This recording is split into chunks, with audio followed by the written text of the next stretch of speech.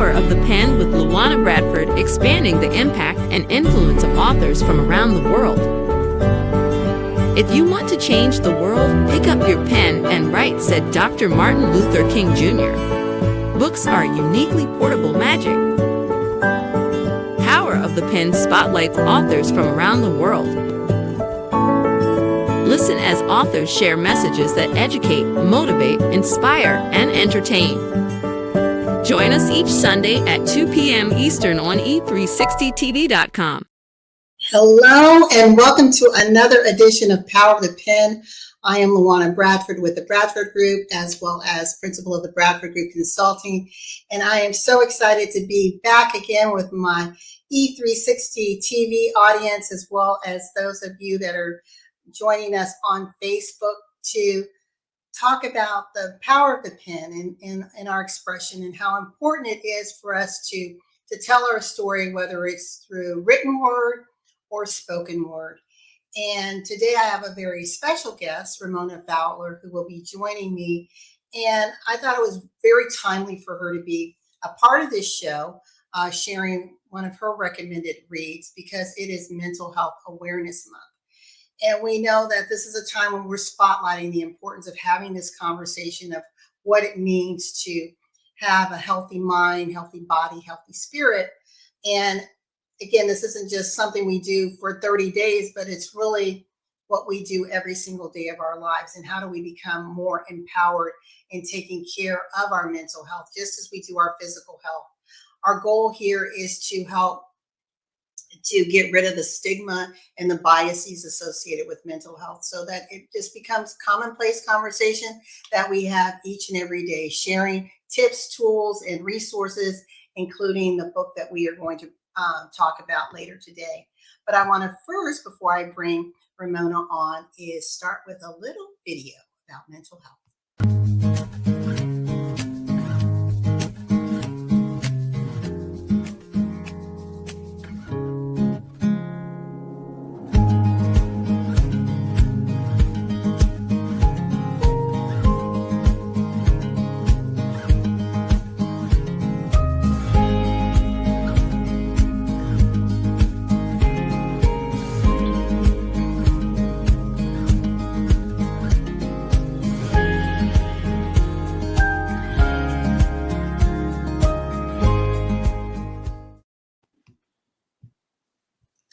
Hello, Ramona. How's it going?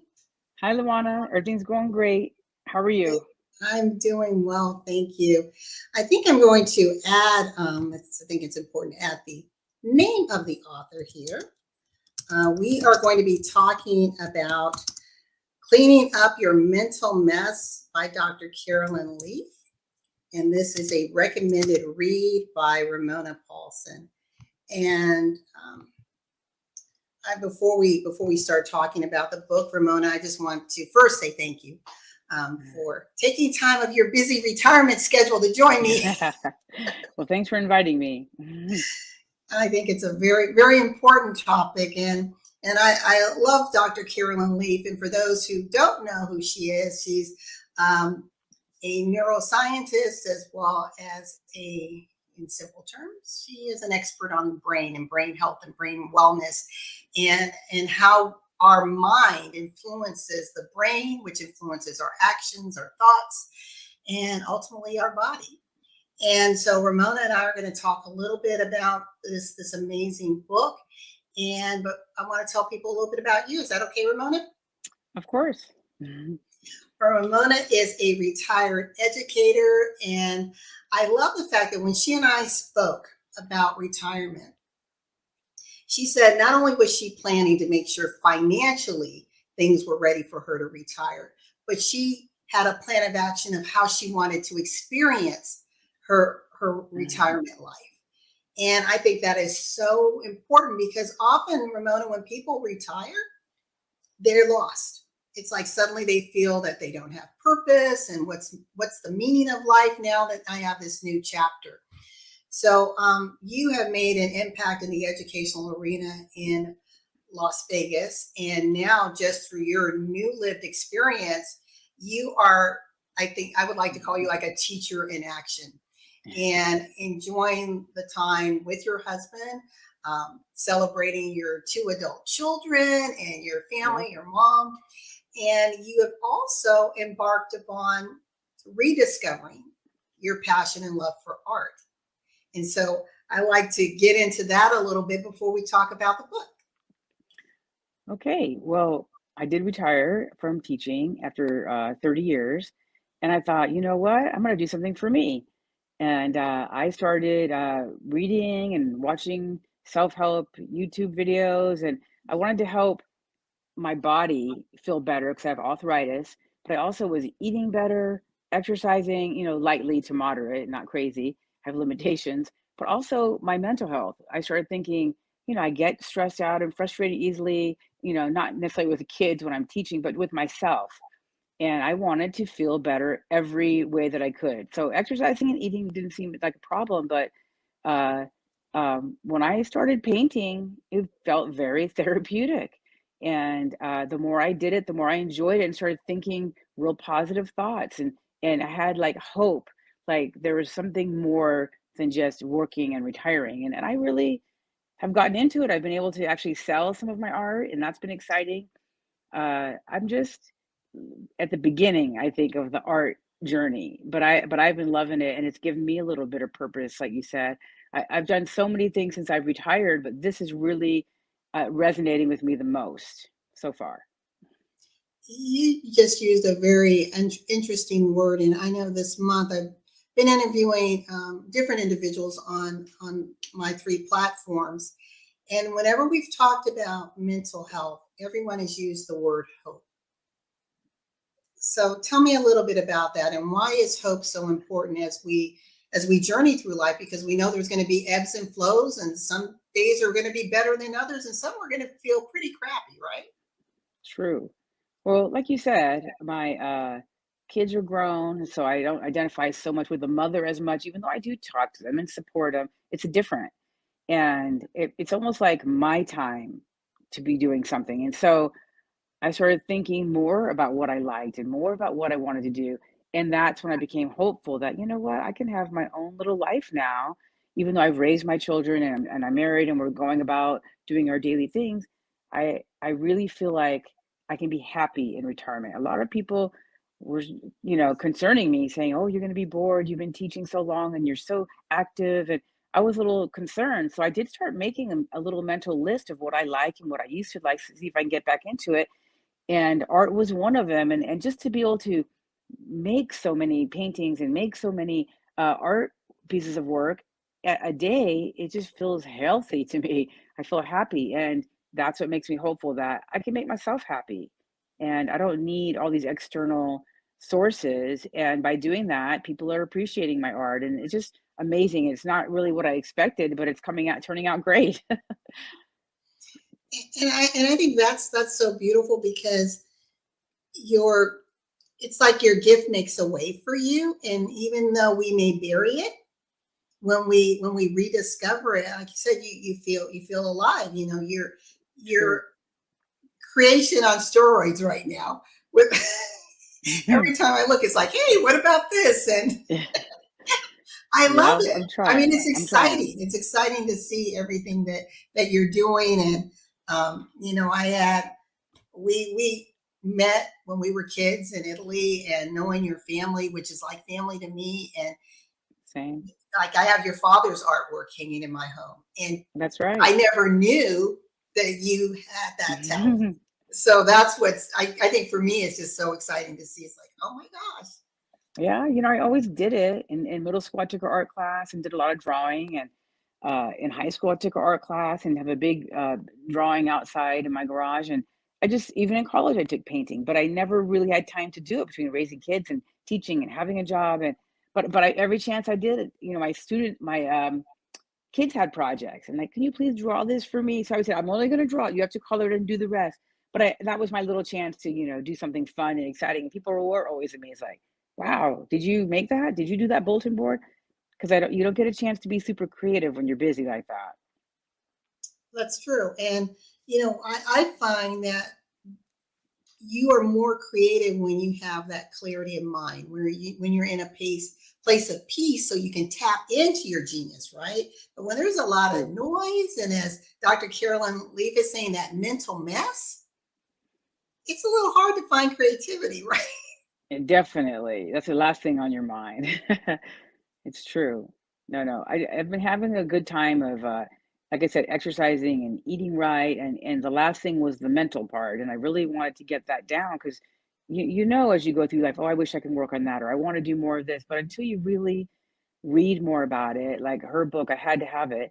And the more you start realizing, wow, this helps everybody in everyday life. It's not like people just that have problems. It's everyday things that could push your buttons or trigger you, and you can change it. You are the person driving your life, not your brain, as Dr. Caroline Leaf says. Is like you have your own mind, and your mind tells the brain what to do. And so I love the idea that it came from data and science. So that helped me understand it, 'cause she makes it easy to understand.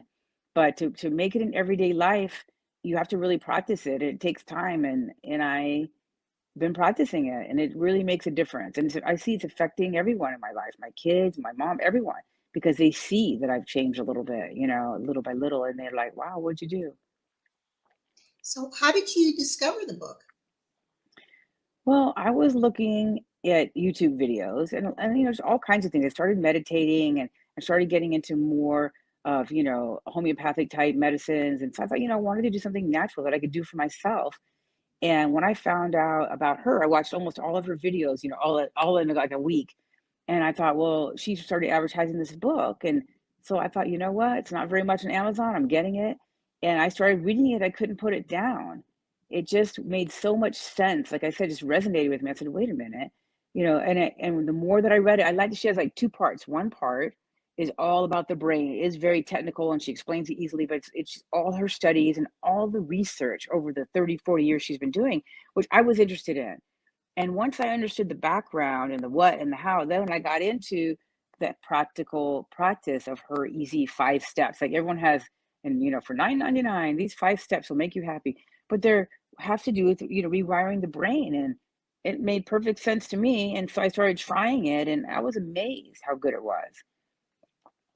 Yeah, because when you think about that, yeah, we've all heard we only use a small percentage of our brain, and she uses the term neuroplasticity, and that's the Hmm. brain's ability to wire and or rewire itself, which is pretty powerful when you think of people who've had brain injuries or illnesses, strokes, etc. That you can actually help the brain to tap into the healthier parts and Exactly. still live a beautiful and fulfilled life. And I think it's actually it can be a little frightening to realize that we literally can control the outcome of our lives, right? It takes the Yes. blame, right? We have to get Yes. we have to get rid of the blame game and say, okay, I am So accountable, true. I am responsible. You can only blame your parents for so long. Then you're an adult. You make the change. You want to do it better, do it better. And I agree with all of that. I mean, she gives examples of people in comas, and she still talked to them and still trained them after they came out. And they finished high school and college, and they were perfectly fine. And she was deciding, and her research was the brain can change, your mind can change. So everyone can.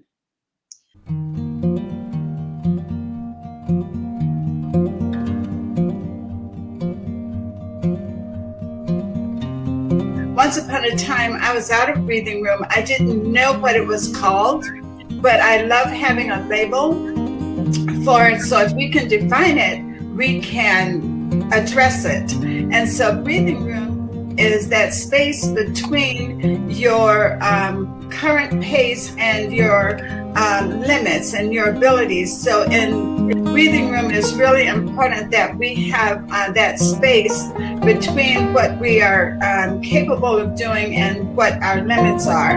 And it's a very important concept, and is catching on fire with our mommies and our women in our little corner of the world. And I'm so pleased that we will learn more, we will be happier people, and not so stressed out, and we will operate in the love zone and not the fear zone.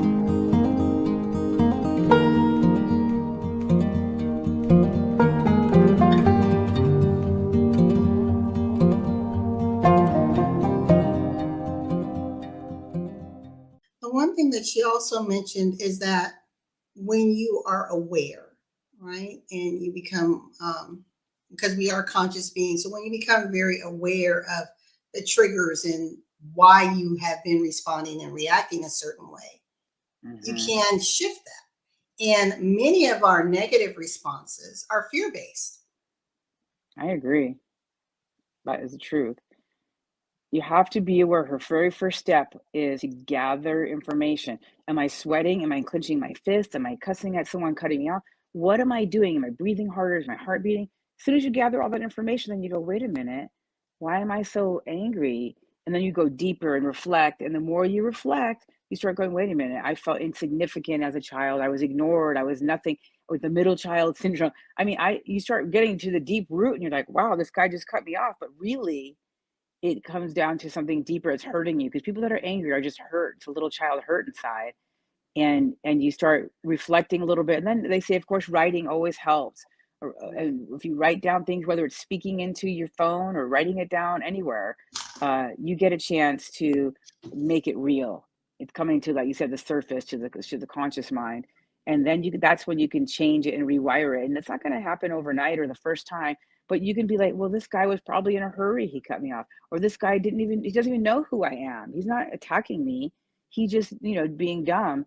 And then you can decide you're not going to take that on to your personality. You're not going to make yourself angry and miserable for the next 10 minutes and breathe hard because what this guy's doing.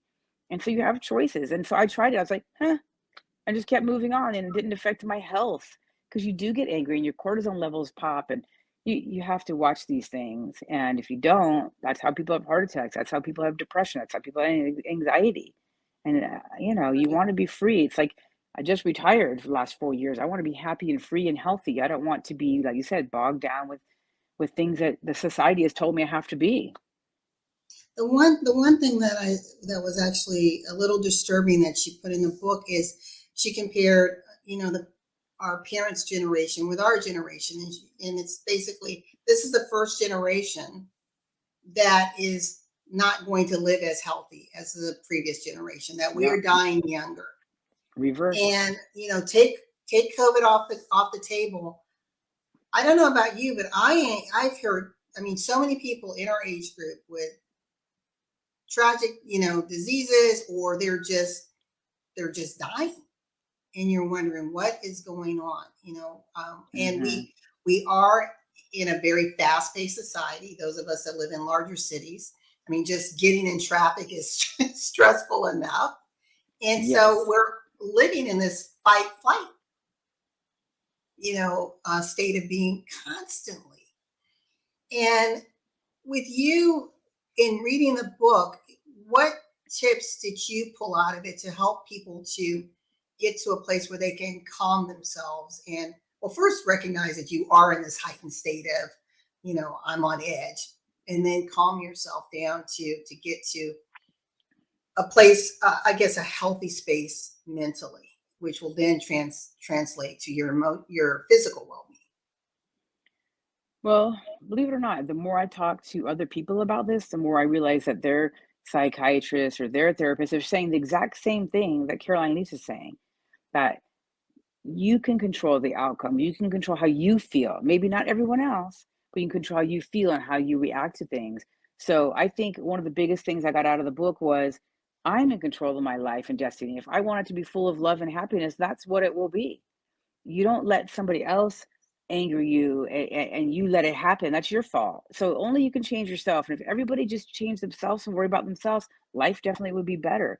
But I think her whole idea of uh, recognizing it and then changing it over and over. Her big thing is it takes 21 days for a habit, but she says no, it takes 63 days, 3 months to really, really rewire and change things. And so I just keep thinking that, you know what, I'll do it for 6 months, do it for a year, do it for two. The more I do it, the more I notice that I'm peaceful. I have less anxiety. I'm sleeping better, and I'm affecting the people around me. My own kids are realizing the same things. And even though our generation is, like you said, fast paced and fast food and not as healthy and burning out so fast, I think the next generation is the key. These guys, as they say, is a generation of woke individuals. they already are aware at a very young age, and they're already changing things. They're already telling our generation what we need to do to make things different. I find that refreshing. Like, finally, you're allowed to express your feelings. You're allowed to be who you are. And Yes. I think that's a good thing. And you have to like yourself. They always say that, like yourself before you like someone else. And it's really hard because you hold grudges against yourself and you think you're a certain way. You don't have to think you're a certain way. You can think you're any way you want to be. You can change it. And I know a lot of times for people, it takes a major accident, whether it's a heart attack or a car accident or something major, a divorce, something happens bad, and then they change. But it doesn't have to be that way. You can change on your own when you feel like it, when you want to, when you're ready to say, wow, I used to do this. Why? Oh, because of that. Wow. Okay. Now I'm going to, rewire myself. And to me, that's awesome. I mean, if you can train a dog, you definitely can train your brain. Tell it what you want. And I tell you what, it's been working. It's slowly but surely. You have to think the positive thoughts. And I'm having less issues, less problems, less everything. And so that, I think that's healthy. And if you don't realize it and you don't want to do it, then no, it's not going to happen. There's always a naysayers, but you have to look deep into yourself and say, how do I want to be? What's my best self to show up? What do I have to do to do that? And everybody's different, but I was ready to work on myself because I'd been helping so many people. It's time to help myself. And this book, I loved it. I devoured it, and I talk about it to everybody I meet because I think it's just helpful for everyone in every situation, every age. I don't care what it is. Because she says she works with her family, husband, son, daughters, and they have to all the time they always say, do the 5 steps. And when they do, they realize, oh, I snapped at you because of this. And they communicate. And I'm like, wow, what an awesome family that must be. Right. One of the things that she said, and this goes back to what you were just saying, she said, change requires action and application, and both of these are driven by our mind. The state of our mind is in affects how it functions, which determines what and how we absorb, apply, and put our own thinking into action. Everything we do begins with a thought. If we want to change anything in our lives, we must first change our thinking, our mind. When we know how to change our mind, we rewire neural networks in the brain that create useful, sustainable, automatized actions and attitudes, good habits that make us happier and healthier. We get from good advice to a good life with our mind, hence the term mind management. Exactly. So we hear time management all the time, right? But yep. we don't hear mind management. Never. It's time. I think in the old days, honestly, when we grew up, you had a best friend and you talked to your best friend every day about little problems, big problems. You supported each other. They didn't judge you. And I think that was our therapist back then. And that a lot of times now you don't have a lot of best friends. You don't have time for that, whether you're, married or whether you're, running around with a big career. You don't have that. And I think that less socializing has caused that generation a problem.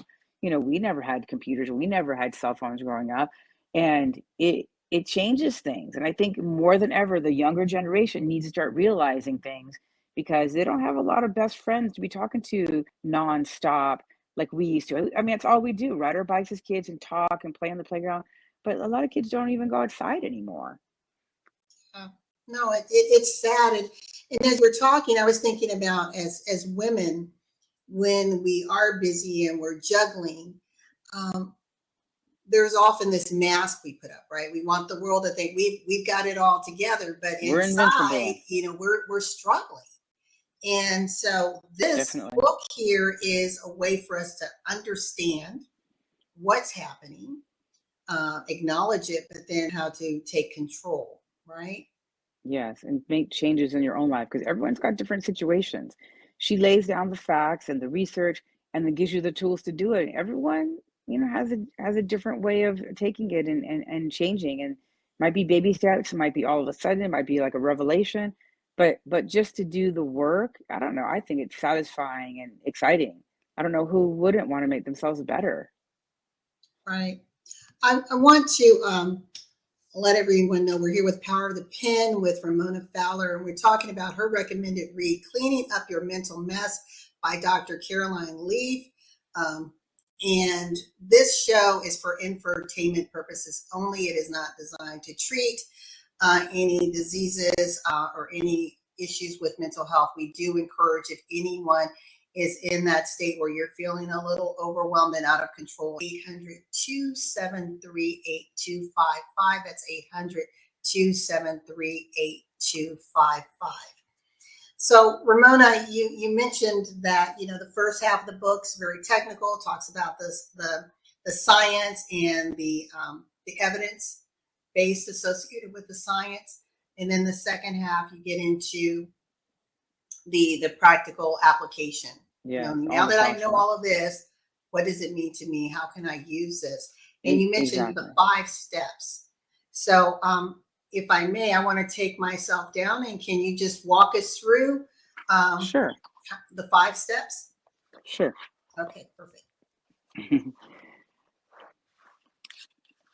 All right, what the Caroline Leaf starts with is gathering. Gather all the information you can about your breathing, about your body, what you're thinking. What do you rush to as soon as you're getting this feeling? The very next thing is reflecting. Like, wait a minute, this reminds me of the 10 other times I was mad last week, or upset or whatever. Once you reflect a little bit about it, you start realizing, am I safe? Is this real? You have to think of these kinds of things. And then you start writing. You have to write, whether it's speaking into a microphone or just physically writing. Writing about it makes it real. Writing about it helps your brain to clear it up and make it clearer for you. And then you just recheck. You're going to recheck yourself. It's like, okay, when I feel this, I do this. So next time I feel this, I'm going to do this. And you rewire and change. It's a simple sentence she puts in her book to help you get to that point. And then there's something called an active reach, where you try it. There's no cycle that is going to work unless you practice it. So if you can practice it with little things, big things, relatives, whoever triggers you, you have to keep practicing it. And I go back to the book all the time, almost like a manual, and it helps me look and see, what did I miss this time? How can I change it? How can I make it better?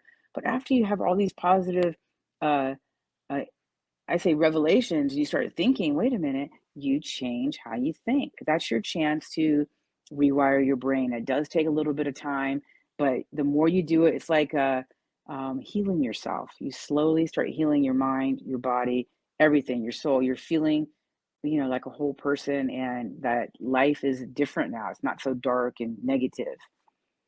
And I think everyone can benefit from reading the book or watching a couple of her videos and make you understand. She's a great person to explain the process and how the negative thoughts go away. You have to replace them with positive thoughts.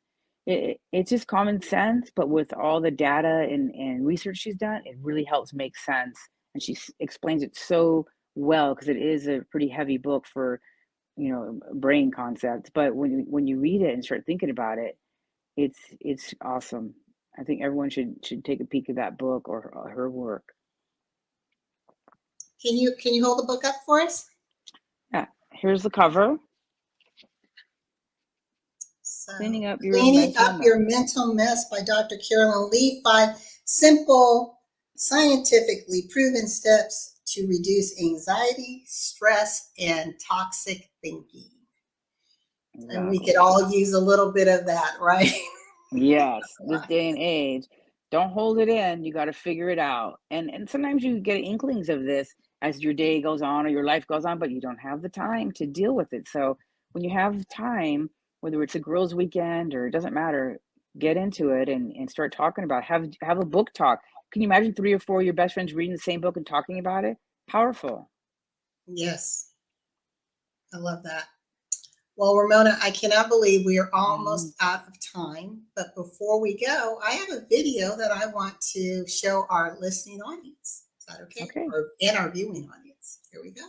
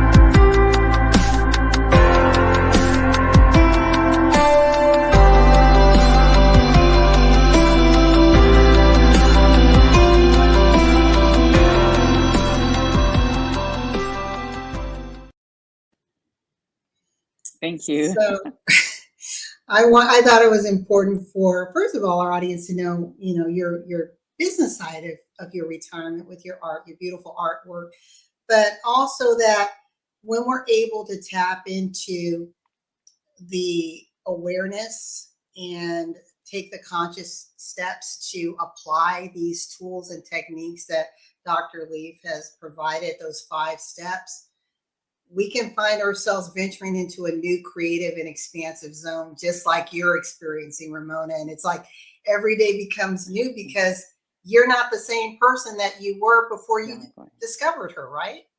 Exactly.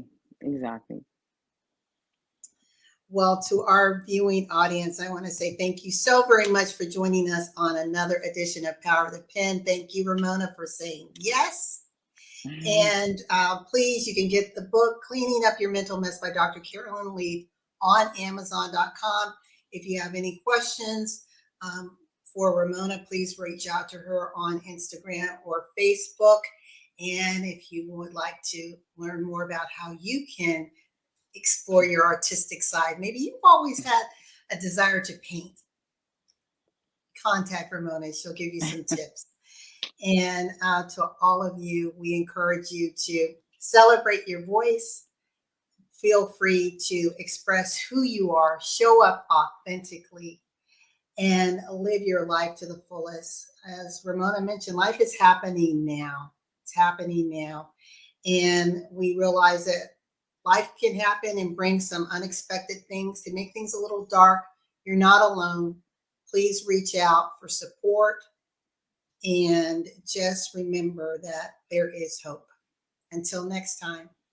Bye, everyone. Bye, Ramona. Thank you.